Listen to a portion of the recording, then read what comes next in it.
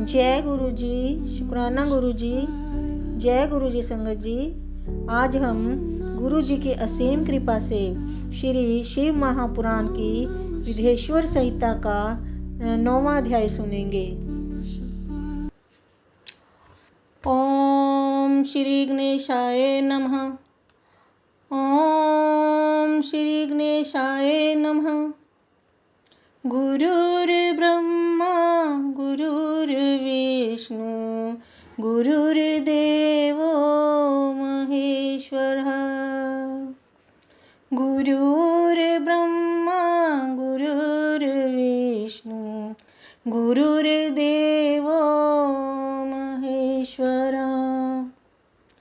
गुरुर्साक्षात् परब्रह्म तस्मै श्री गुरवे नमः। गुरुर्साक्षात् परब्रह्म तस्मै श्री गुरवे नमः। महेश्वर का ब्रह्मा और विष्णु को अपने निष्कल और सकल स्वरूप का परिचय देते हुए लिंग पूजन का महत्व बताना। नंदीकेश्वर बोले, वे दोनों ब्रह्मा और विष्णु भगवान शंकर को प्रणाम करके दोनों हाथ जोड़कर उनके दाएं बाएं भाग में चुपचाप खड़े हो गए। फिर उन्होंने वहां साक्षात प्रकट पूजनीय महादेव जी को कुटुंब सहित श्रेष्ठ आसन पर स्थापित करके पवित्र पुरुष वस्तुओं द्वारा उनका पूजन किया। दीर्घ काल तक अविकृत भाव से सुस्थित रहने वाली वस्तुओं को पुरुष वस्तु कहते हैं और अल्प काल तक ही टिकने वाली वस्तुएं प्राकृत वस्तु कहलाती हैं। इस तरह वस्तु के ये दो भेद जानने चाहिए। किन पुरुष वस्तुओं से उन्होंने भगवान शिव का पूजन किया, यह बताया जाता है। हार, नूपुर, केयूर, किरीट, मणिमय कुंडल, यज्ञोपवीत, उत्तरीय वस्त्र, पुष्पमाला, रेशमी वस्त्र, हार, मुद्रिका, अंगूठी, पुष्प, तांबुल, कपूर, चंदन एवं अगरू का अनुलेप, धूप, दीप, श्वेत छत्र, व्यंजन, ध्वजा, चंवर तथा अन्य दिव्य उपहारों द्वारा उन दोनों ने अपने स्वामी महेश्वर का पूजन किया। जिन महेश्वर का वैभव वाणी और मन की पहुंच से परे था, जो केवल पशुपति परमात्मा के ही योग्य थे और जिन्हें पशु नहीं पा सकते थे। हे सनत कुमार, स्वामी के योग्य जो जो उत्तम वस्तुएं थी, उन सभी वस्तुओं का भगवान शंकर ने भी प्रसन्नतापूर्वक यथोचित रूप से सभासदों के बीच वितरण कर दिया, जिससे यह श्रेष्ठ परंपरा बनी रहे कि प्राप्त पदार्थों का वितरण आश्रितों में करना चाहिए। उन वस्तुओं को ग्रहण करने वाले सभासदों में वहां कोलाहल मच गया। सभी प्रकार वहां पहले ही ब्रह्मा तथा विष्णु से पूजित हुए भक्ति वर्धक भगवान शिव विनम्र उन दोनों देवताओं से हंसकर कहने लगे। ईश्वर बोले, हे पुत्रों, आज का दिन महान है। इसमें तुम्हारे द्वारा जो आज मेरी पूजा हुई है, इससे मैं तुम लोगों पर बहुत प्रसन्न हूँ। इसी कारण यह दिन परम पवित्र और महान से महान होगा। आज की यह तिथि शिवरात्रि के नाम से विख्यात होकर मेरे लिए परम प्रिय होगी। इस समय जो मेरे लिंग, निष्कल अंग, आकृति से रहित निराकार स्वरूप के प्रतीक और वेर सकल साकार रूप के प्रतीक विग्रह की पूजा करेगा, वह पुरुष जगत की सृष्टि और पालन आदि कार्य भी कर सकता है। जो शिवरात्रि को दिन रात निराहार एवं जितेंद्रिय रहकर अपनी शक्ति के अनुसार निष्कपट भाव से मेरी यथोचित पूजा करेगा, उसको मिलने वाले फल का वर्णन सुनो। 1 वर्ष तक निरंतर मेरी पूजा करने पर जो फल मिलता है वह सारा फल केवल शिवरात्रि को मेरा पूजन करने से मनुष्य तत्काल प्राप्त कर लेता है। जैसे पूर्ण चंद्रमा का उदय समुद्र की वृद्धि का अवसर है, उसी प्रकार यह शिवरात्रि तिथि मेरे धर्म की वृद्धि का समय है। इस तिथि में मेरी स्थापना आदि का मंगलमय उत्सव होना चाहिए। हे वत्सो, पहले मैं जब ज्योतिर्मय स्तंभ रूप से प्रकट हुआ था, उस समय मार्गशीर्ष मास में आर्द्रा नक्षत्र था। अतः जो पुरुष मार्गशीर्ष मास में आर्द्रा नक्षत्र होने पर मुझ उमापति का दर्शन करता है अथवा मेरी मूर्ति या लिंग की ही झांकी का दर्शन करता है, वह मेरे लिए कार्तिकेय से भी अधिक प्रिय है। उस शुभ दिन मेरे दर्शन मात्र से पूरा फल प्राप्त होता है। यदि दर्शन के साथ साथ मेरा पूजन भी किया जाए तो उसका अधिक फल प्राप्त होता है, जिसका वाणी द्वारा वर्णन नहीं हो सकता। इस रणभूमि में मैं लिंग रूप से प्रकट होकर बहुत बड़ा हो गया था। अतः उस लिंग के कारण यह भूतल लिंग स्थान के नाम से प्रसिद्ध हुआ।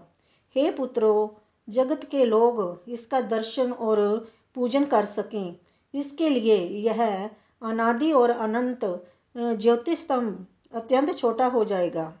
यह लिंग सब प्रकार के भोगों को सुलभ कराने वाला और भोग तथा मोक्ष का एकमात्र साधन होगा। इसका दर्शन, स्पर्श तथा ध्यान प्राणियों को जन्म और मृत्यु से छुटकारा दिलवाने वाला होगा।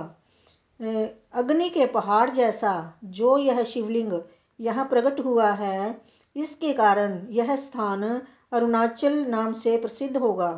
यहाँ अनेक प्रकार के बड़े बड़े तीर्थ प्रकट होंगे। इस स्थान में निवास करने या मरने से जीवों को मोक्ष हो जाएगा, जीवों का मोक्ष हो जाएगा। रथोत्सव आदि के आयोजन से यहाँ सर्वत्र अनेक लोग कल्याणकारी रूप से निवास करेंगे। इस स्थान पर किया गया दान, हवन तथा जप, यह सब करोड़ गुना फल देने वाला होगा।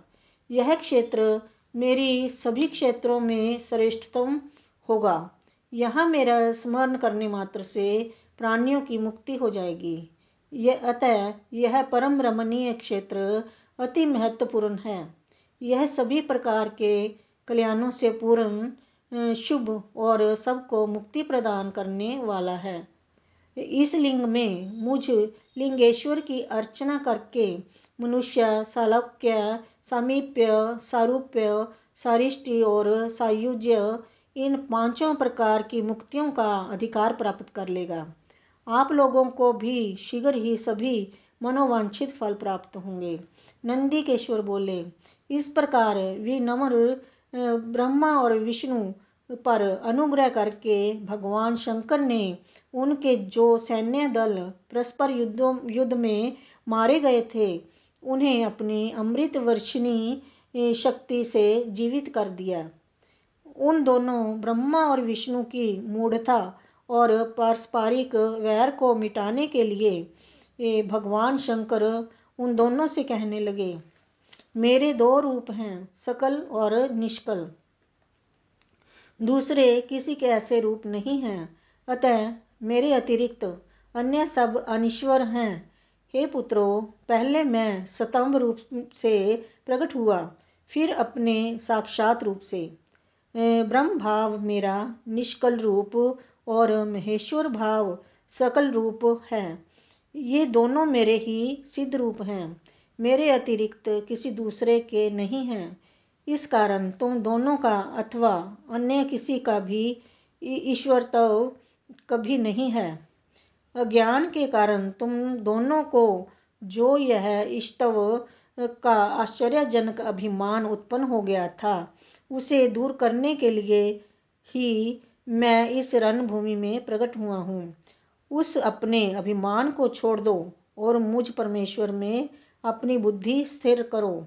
मेरे अनुग्रह से ही सभी लोकों में सब कुछ प्रकाशित होता है। इस गूढ़ ब्रह्म तत्व को तुम्हारे प्रति प्रेम होने के कारण ही मैं बता रहा हूँ। मैं ही पर ब्रह्म हूँ। कल सगुण और अकल निर्गुण, ये दोनों मेरे ही स्वरूप हैं। मेरा स्वरूप ब्रह्म रूप होने के कारण मैं ईश्वर भी हूँ। जीवों पर अनुग्रह आदि करना मेरा कार्य है। हे ब्रह्मा और केशव, सबसे बृहत और जगत की वृद्धि करने वाला होने के कारण मैं ब्रह्म हूँ। हे पुत्रों, सर्वत्र सम रूप से स्थित और व्यापक होने से मैं ही सबका आत्मा हूँ। अन्य सभी जीव अनात्म रूप हैं, इसमें संदेह नहीं है। स्वर्ग से लेकर अनुग्रह तक आत्मा या ईश्वर से भिन्न जो जगत संबंधी 5 कृत्य हैं, वे सदा मेरे ही हैं। मेरे अतिरिक्त दूसरे किसी के नहीं हैं, क्योंकि मैं ही सबका ईश्वर हूँ। पहले मेरी ब्रह्म रूपता का बोध कराने के लिए निष्कल लिंग प्रकट हुआ था। फिर तुम दोनों को अज्ञात ईश्वरत्व का स्पष्ट साक्षात्कार कराने के लिए मैं साक्षात जगदीश्वर ही सकल रूप में तत्काल प्रकट हो गया। अतः मुझ में जो इष्टव है उसे ही मेरा सकल रूप जानना चाहिए, और जो यह मेरा निष्कल स्तंभ है वह मेरे ब्रह्म स्वरूप का बोध कराने वाला है। हे पुत्रों, लिंग लक्षण युक्त होने के कारण यह मेरा ही लिंग चिन्ह है।